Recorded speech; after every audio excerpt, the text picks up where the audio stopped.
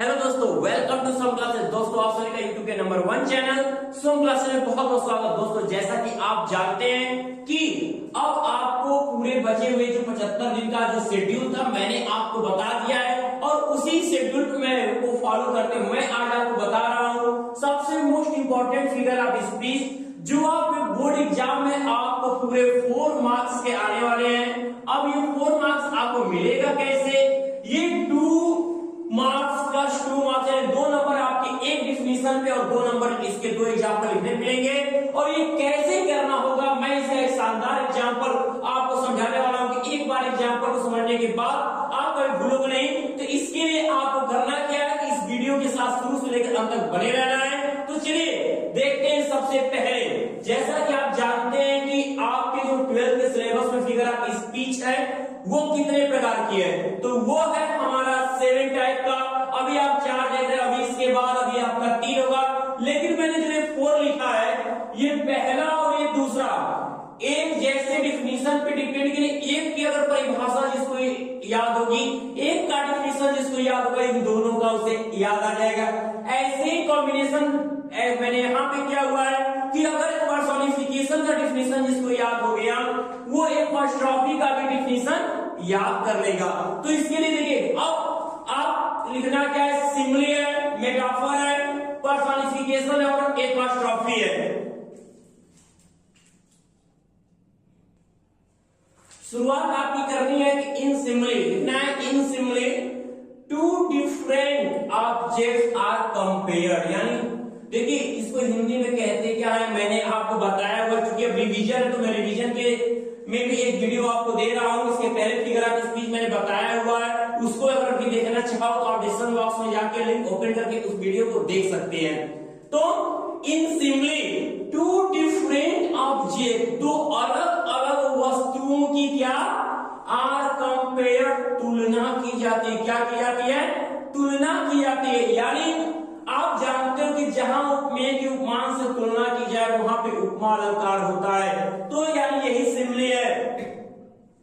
2 चीजें होंगी लेकिन अलग अलग उनकी एक से तुलना की जाएगी। तो लेकिन शर्त भी एक लाइन आपको यही वहां इंक्लूड करना होगा कि the words of comparison as like or so are used. ये क्या होंगे? ये जरूर आने चाहिए। अगर एज लाइक और सो अगर सेंटेंस में है तो ही आपका सिमिली है, नहीं तो नहीं है। देखिए अब आप इस तरह आप कह रहे थे कि सिमिली और मेटाफर एक जैसे हैं। देखो सेम इसमें क्या कहते हो, अलग अलग चीजों की तुलना की जाती है। यहाँ पे 2 डिफरेंट ऑब्जेक्ट्स आर सपोज मान लिए जाते हैं एज वन की एक है। यहाँ मान लिया जाए दोनों वस्तु एक है, यहाँ तुलना की जाती है। सेम डिफिनीशन है बच्चों। 2 different object are compare, 2 different object are suppose as one. यहाँ पे the words of comparison as like or so are used, यहाँ are not used. The words of comparison as like or so are not used, ये प्रयोग में यानी कि अगर हम सिमिली का अगर एग्जाम्पल जानते हैं तो उसमें से एज लाइक सो अगर हम हटा दें और ये तो क्या हो जाएगा, एज लाइक सो अगर हम हटा दें तो तुरंत मेटाफर का एग्जाम्पल बन जाएगा। तो देखो आपको करोगे क्या, जिसे मैं लिखूं यहीं पर मैं लिखता हूं क्या कि I wander lonely, I wandered lonely as a cloud, as a cloud. अब आप क्या देख रहे हो कि मैं अकेला घूमा बादल की तरह, मैं बादलों की तरह अकेला घूमा। मैंने अपनी तुलना बादल से की। अब मैं यहां कहूं कि I wander lonely a cloud, मैं बादल के अकेला घूमा, तो मैं बादल मैं ही बादल हूं, वहां हो गया। लेकिन यहाँ पे अकेला यहाँ एज आना क्या हो गया, यहाँ पे सिमिली। अगर मैं यहीं पे कह दूं कि life is like a dream, life is like a dream, जीवन एक सपना है। तो जीवन की कंपेयरिंग, लाइफ का कंपेयरिंग ड्रीम से की गई है। यानी 2 अलग अलग वस्तुओं की कंपेयरिंग के लिए, इसको कंपेयर करने के लिए वर्ड आया है लाइक। तो ये सिमिली हुआ। अगर हम एक बार लाइफ को अगर हटा दें तो देखिए बचता क्या है, लाइफ इज अ ड्रीम, जीवन एक सपना है। तुरंत वो मेटाफर का एग्जाम्पल वर्ब होगा, याद रहे। तो two different object are compared, the words of comparison as like also are used. ये इसका डेफिनेशन है। In metaphor two different object are supposed as one, the words of comparison as like also are not used, नहीं प्रयोग करना है। तो अब एक और टेक्स्ट से देखते हैं क्या कि she is as fresh as dew, वह ओस के बूंदों जैसी स्वच्छ है, वह ओस की बूंदों जैसी स्वच्छ है, यानी कि उसकी तुलना ओस की बूंदों से हमने किया है। तो यहाँ पर सी की तुलना ड्यू से हुई है, यहाँ पर भी क्या हो गया, सिमिली हो गया। लेकिन यहाँ पे एज हटा दे तो सी इज अ फ्रेश ड्यू, किसका एग्जाम्पल तैयार होगा, मेटाफर का तैयार होगा। अब एक और एग्जाम्पल देखें तो आप आया लिख सकते हो, the night is dark as, the night is dark, the night is dark as a black horse, as a black horse, as a black horse या black stone लिखोगे सबसे बेस्ट है। the night is dark, और रात अंधेरी as a black stone, एक काले पत्थर की तरह। तो रात क्या है, काले पत्थरों की रात की कंपेयरिंग ब्लैक स्टोन से हुई है। अगर हम यहीं पर लिख दे, अगर एज हटा दे तो क्या हो जाएगा, द नाइट इज डार्क, या the night is dark black stone कह दोगे, नाइट एक डार्क ब्लैक स्टोन है, वहां मान लोगे, और मानते ही मेटाफर तैयार हो जाएगा। आप मान रहे हो ये बात कि डिफिनेशन क्या है, एक जैसा एग्जाम्पल इसका याद रखें, एज लाइक सो को हटाए तो मेटाफर। तो चलिए मेटाफर के साथ साथ हम डिफिनेशन तो ध्यान दे लिया कि इन मेटाफर, शुरुआत in simile, in metaphor, in personification, in abstract, उसके बाद शुरुआत करके लिखना है आपको। तो in metaphor two different objects are supposed as one, the words of comparison as like also are not used. अब इसका अगर हम डिफिनेशन दें तो हम लिख सकते हैं क्या कि friendship is a sheltering tree, मित्र क्या है, मित्रता क्या है, एक शरणस्थली वृक्ष है। या इसमें से अभी आपने स्लाइड को हटाया, उसका भी लिख सकते हो, Kalidas is the Shakespeare of India, the camel is the ship of dessert. क्या है, ऊंट रेगिस्तान का जहाज है, कालिदास को भारत का शेक्सपियर कहा जाता है। ठीक है, अब यहाँ पे love is the spices of life, प्रेम जीवन का मसाला है। बहुत सारे एग्जाम्पल ऐसे बनते हैं मेटाफर्स जो आते रहते हैं, अब बहुत ज्यादा पूछते हैं। बस आपको ये ध्यान में रखना, जैसे आपका कैरेक्टर ऑफ हैप्पी लाइफ है, उसमें बहुत ज्यादा ही उसमें मेटाफर का यूज किया गया, जब भी पढ़ोगे तो ध्यान दीजिए। अब यहाँ पे हम क्या लिख देते हैं, इसको पहले शुरुआत करते हैं जो इसमें लिखा गया है। तो हम लिख सकते हैं लाइफ इज और ड्रीम, जीवन एक सपना है। और कह सकते हैं क्या, she is a fresh dew, she is a fresh dew, वह क्या है, एक ताजी ओस की बूंद है। और हम क्या लिख सकते हैं, कालिदास, अब मैंने अभी भी बोला, Kalidas is the Shakespeare, is the Shakespeare of India, Kalidas is the Shakespeare of India. ये इसका एग्जाम्पल। और एक और लिख, मैंने बोला अभी भी कि friendship is a sheltering tree, friendship is अ, कुछ नए मैं यहां दे रहा हूं, friendship is a sheltering tree, friendship is a sheltering tree. Okay, friendship is a sheltering, ये आपका मेटाफर हो गया। तो ये इसके एग्जाम्पल बहुत सारे, क्या जैसे कहते हैं hopes is the poor man's bread, आशा गरीब की रोटी। एक बात और याद रखिएगा, यहाँ पर भी इसमें एग्जाम्पल में थोड़ा अंतर होता है। अगर निर्जीव को निर्जीव माना गया या सजीव को सजीव माना गया तो वहां मेटाफर हो। लेकिन अगर निर्जीव चीजों को, भाव सूचक चीजों को अगर एक मनुष्य माना गया है तो पर्सोनिफिकेशन ही होगा। यहाँ ध्यान दीजिएगा। देखिए पर्सोनिफिकेशन की भी शुरुआत किससे करनी है, पर्सोनिफिकेशन। क्या इन पर्सोनिफिकेशन मानवीकरण अलंकार में क्या किया जाता है, याद रखिएगा, इसमें निर्जीव वस्तुओं को भाव सूचक शब्दों को आर रिप्रेजेंट प्रस्तुत किया जाता as they having a life, जैसे कि उनके पास जीवन हो, आर ह्यूमन बीइंग, या तो वे मानवीय हरकतें करते अर्थात वे मानव हो, ऐसा सपोज किया जाता है। जैसे जो काम मनुष्य कर सकता है, कहने का अर्थ है कि जो काम मनुष्य किया कर सकता है उसको करने को हम किसी क्वालिटी का नाम लेते हैं, किसी एब्स्ट्रैक्ट आइडिया भावसूचक शब्दों का प्रयोग करके उससे काम करने को कहते हैं। जैसे anxiety is sitting on her face, चिंता उसके माथे पे बैठी है। और क्या कहते हैं कि लव इज ब्लाइंड, प्यार अंधा होता है। आप कहोगे सर प्यार अंधा होता है लेकिन मनुष्य अंधा होता है ना, हाँ वैसे तो भी जाते अलग बात है, ध्यान दो। तो हम क्या लिख सकते हैं, लव इज ब्लाइंड। और ऐसे कह सकते हैं क्या कि एक्सपीरियंस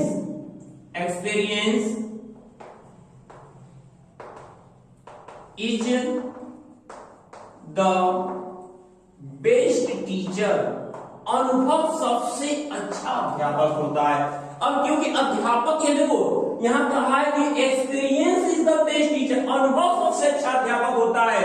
हम ऐसे कहावत में नहीं, रियलिटी में सोचे तो एक मनुष्य अध्यापक हो सकता है, लेकिन यहाँ एक एब्स्ट्रैक्ट आइडिया को टीचर बनाया गया, टीचर कहा गया है। तो जहां पे भाव सूचक शब्द पर या किसी लाइफलेस चीज को अगर मनुष्य की तरह पेश किया जाएगा वहीं पर पर्सोनिफिकेशन होगा। मेटाफर में क्या है कि वहां निर्जीव को निर्जीव, सजीव को सजीव माना जाएगा, लेकिन यहाँ पे एक भाव सूचक शब्द को सजीव की तरह पेश किया जाएगा। तो यहाँ पर क्या हुआ, पर्सोनिफिकेशन हुआ। जैसे एक आपका अनब्लाइंडनेस में आप देखिए, अनब्लाइंडनेस में एक लाइन आई थी, लिखा था कि but patience to prevent that murmur, but patience, लेकिन धैर्य ने उसकी बड़बड़ाहट को रोक दिया। अब बताओ किसी की बड़बड़ाने को रोकने का अधिकार किसको है, कोई मनुष्य रोक सकता है, लेकिन वहां पे अनब्लाइंडनेस में कहा गया, जॉन मिल्टन ने जो लिखा था कि वहां पे क्या कि धैर्य ने रोक दिया। तो उस लाइन को भी आप किसमें, वो कौन सी लाइन है, किस फिगर ऑफ स्पीच की, पर्सोनिफिकेशन की है। तो चलिए उस लाइन को मैं लिख देता हूं कि but patience to prevent, but patience to prevent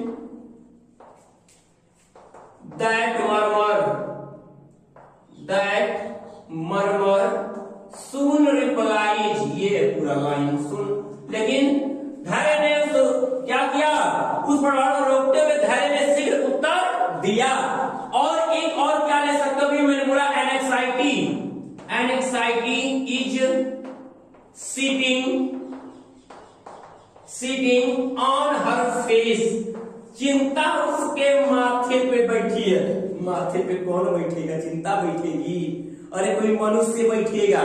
तो ऐसे ही है कि आता है कि a personality knocks at the door but once, क्या होता है कि अवसर एक बार दरवाजा खटखटाती है, लेकिन आप जानते हो कि दरवाजा कौन खटखटाएगा, अवसर नहीं, कोई मनुष्य खटखटाएगा। तो इसलिए यहाँ पे जब निर्जीव को या किसी गुणसूचक शब्द को अगर हम मनुष्य की तरह पेश करेंगे, तब पर्सोनिफिकेशन होगा। अब ए बायोग्राफी सेम ऐसा ही डिफिनीशन, अब कहते से लिखा रहता है प्रोडक्ट में by one get one free, वैसे ही ठीक है, आप यहाँ learn one and one free है आपके। तो एक याद करो, दूसरा आप पा जाओगे, ये याद हो जाएगा आपको। तो जैसे यहाँ पे सेम था वैसे क्या किया मैंने, एक बायोग्राफी देखो, lifeless objects abstract ideas are a dead persons, एक शब्द बढ़ाया are dead persons are addressed, संबोधित किए जाते हैं, बुलाए जाते हैं, कैसे, as they having life, जैसे कि उनके पास जीवन हो, ऐसे बुलाए जाते हैं जैसे कि उनके पास जीवन हो। तो यानी मनुष्य को बुलाया, मनुष्य सुन सकता है, अब किसी गुरु को बुलाएगा, सुनेगा, कहेंगे ओ डेथ, ये मृत्यु कम सुन, आ जाओ, हे मृत्यु आ जाओ, मृत्यु सुनेगी। O grave where is thy victory, कब तुम्हारी विजय कहाँ है, कब्र सुनेगी, नहीं सुनेगी। तो आपको ये करना होगा। आप क्या लिख सकते हो, तो आप लिखोगे ओ डेथ, ओ डेथ, हे मृत्यु, come soon, come soon, O grave, O grave, where is thy victory, where is thy victory, where is thy victory. और क्या कह सकते हो कि और क्या कह सकते हो, सिंपैथी ले सकते हो। जूलियस सीजर, महात्मा गांधी सब डेड पर्सन है, वो कहानियों में थे। तो यहाँ पे और भी चीजें हैं, उनको क्या इंक्लूड करोगे, लिख सकते हो कि ओ लिबर्टी, ओ लिबर्टी ही आजादी, why are you so dear, why are you so dear, तुम इतनी प्रिय क्यों हो, तुम इतनी प्रिय क्यों हो। या ये भी लिख सकते हो ओ सॉलिट्यूड, ओ सॉलिट्यूड, हे एकांतवास, where are the charms, where are the charms of, where are the charms of, हे एकांतवास, आप कह सकता है कहां है।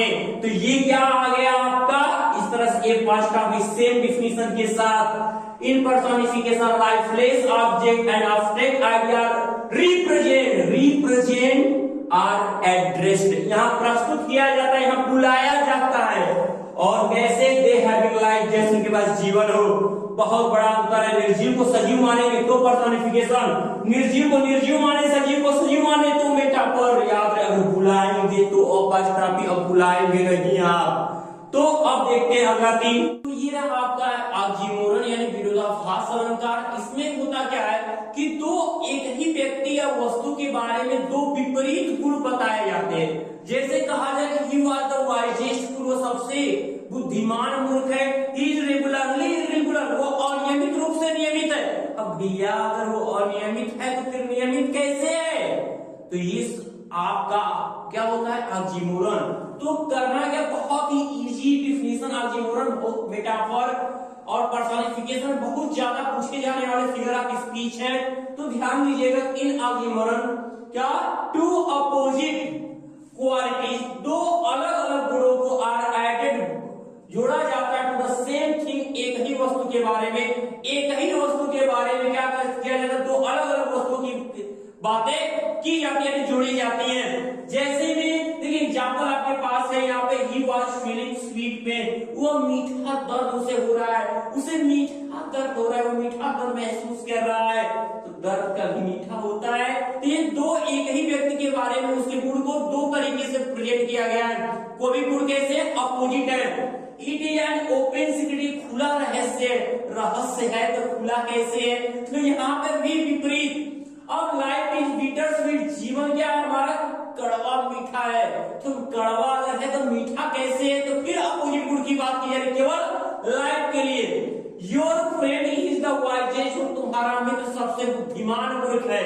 अगर सबसे बुद्धिमान है तो मूर्ख क्यों है, तो यहाँ पर भी उसके बारे में दो अलग अलग गुणों की डिस्कशन किया गया है। अब अगर हम बात कर ले हाइपरबोल की, हाइपरबोल यानी खूब बढ़ा चढ़ा के बोल, तो खूब बढ़ा चढ़ा के बोल यानी क्या किया जाता है कि इसमें किसी भी वस्तु या व्यक्ति के बारे में उसकी वास्तविक स्थिति से बहुत बड़ा करके, बहुत कम करके, बहुत अच्छा कह के या बहुत बुरा कह के प्रेजेंट किया जाता है। वहीं पर हाइपरबोल होता है क्या कि in hyperbole things are shown, वस्तुओं को प्रस्तुत किया जाता है as greater or less, better or worse, वस्तुओं को प्रेजेंट किया जाता है ग्रेटर बहुत बड़ा या बहुत कम, बहुत अच्छा या बहुत खराब, देन दे रियली आर, जैसा कि वे होते हैं। जैसे में एग्जांपल है कि reverse of blood flowed in the battle, युद्ध के मैदान में खून की नदियां बह गई, तो क्या नदी बही होगी, खून बहा होगा। युद्ध हुए तो लोग कटे होंगे, खून गिरा होगा, लेकिन क्या युद्ध की नदियां बही होगी, नहीं बहा होगा। तो यहाँ पर क्या hyperbole. Sea waved ocean of tears, वह समुद्रों आंसू रोई, तो कोई व्यक्ति रोएगा तो जरूरी इतना तो नहीं रोएगा कि समुद्र हो जाए। तो यहाँ पर भी हाइपरबोलिक का ही एग्जाम्पल बनता है। I have not seen him for ages, मैंने उसे युगों से नहीं देखा, मैंने उसे युगों से नहीं देखा। उम्र भी आपकी कितनी है, एक युग तो जी लो। तो यहाँ पर भी कह रहा है युगों से नहीं देखा, यानी कि अपनी बात को बढ़ा चढ़ा के कहा। जैसे 10,000 सा एट आई, मैं एक झलक में 10,000 को देखा। एक झलक में कुछ को देख लो, 10,000 कहां से देखोगे? तो बात बढ़ा चढ़ा के की गई। तो वास्तविक स्थिति से खूब बढ़ा के या बहुत घटा के बात करना ही क्या आता है? कहां पे? हाइपरबोल का एग्जांपल बनता है कि in hyperbole things are shown as greater or less better or worse than they really are seem। आ जाए यहाँ पर अनोमाटोपोइया, यानी कौन सा आपका ध्वनि सूचक अलंकार, यानी कि इसमें जब मैंने साउंड किया ना, समझ जाए साउंड की बस चर्चा करनी है। किसी भी प्रकार का साउंड, अगर चाहे जानवर से निकले, चाहे बर्तनों की से दरवाजे खोलने से, चाहे नदी की आवाज हो, चाहे कुछ भी टूटने की आवाज हो, वहां पे अनोमाटोपोइया ही होगा। क्या कि an onomatopoeia, the sound suggest the sense और मीनिंग। यहाँ पे साउंड क्या होता है? आवाज किसी भी बुद्धि या किसी भी सेंस को, किसी भाव या अर्थ को प्रकट करती है। जैसे द कैट्स म्यू, बिल्लियां मिमियाती हैं, बिल्लियां मिमियाती है, बिल्ली की आवाज से बिल्ली ने म्याऊ किया, वहां पे क्या हुआ? वहां पर भी अनोमाटोपोइया। द गन्स ऑफ हंटर्स, शिकारियों की बंदूक स्नैप, टूटी, चटकी एंड क्रैक, और टूट गई। तब क्या हुआ? यहाँ पर भी अनोमाटोपोइया। द कर्फ्यू डॉल्स, गिरजाघर की घंटी बजती है, the nail of party day, इसके साथ ही दिन की विदाई हो जाती है। यहाँ पर घंटी के बजने की बात की गई है। अब द स्नेक्स आर हिसिंग, सांप फुफकारते हैं, and the bees are buzzing, और मधुमक्खियां भनभना रही हैं, मधुमक्खियां भनभना रही हैं, एक साउंड कर रही, सांप फुफकार रहे हैं, वहां पर भी आवाज आ रहा है। तो यहाँ पर भी अनोमाटोपोइया। तो ये आपको याद रखिए, मैंने बार बार बोला, स्टार्टिंग की 3 या लास्ट की 3 आप अगर कवर कर लेते हो तो एक ही करना होता है डिफिनेशन, और उसी जो फिगर आप स्पीच आप करोगे उसी का तो डिफिनेशन देना चाहिए। नहीं कि आपने आप जीमोरन का डिफिनेशन लिख दिया, अनोमाटोपोइया कहोगे बहुत अच्छा लगा था, हम उसका एग्जांपल लिख देना। जो आप डिफिनेशन लिखोगे उसी फिगर आप स्पीच का 2 एग्जांपल देना है। डिफिनेशन पे 2 मार्क्स है और एग्जांपल पे 1-1 यानी 2 मार्क्स पे 4 नंबर आपको मिलेंगे। तो मेरे प्यारे बच्चों, अब तक शुरू से लेकर अंत तक इतने मेहनत के साथ आपने वीडियो को देखा है, तो अब आप पूरे साल के लास्ट पेपर को हल करने की कोशिश करिए, और हल कर जाओगे पूरा फिगर आपको याद हो गया है। तो अब आपका कार्य क्या है कि जैसे भी बताएंगे तैयारी करिए और अपने मेहनत को आगे बढ़ाने के लिए लगातार टाइम टेबल बनाकर पढ़िए। और यदि अब आपकी बारी है कि ये वीडियो अगर आपको अच्छा लगा है तो ज्यादा से ज्यादा लाइक और शेयर करना नहीं भूलेंगे। और अभी भी जिस भी मेरे प्यारे विद्यार्थी ने वीडियो देख रहे हैं शुभम क्लासेस के चैनल को सब्सक्राइब नहीं किया, सबसे पहले वीडियो के नीचे सब्सक्राइब का बटन दिया हुआ है, रेड कलर से लिखा हुआ, उसे सब्सक्राइब कर लें ताकि एक अच्छी वीडियो की नोटिफिकेशन आपसे दूर न रह जाए। तो मेरे प्यारे विद्यार्थी तब तक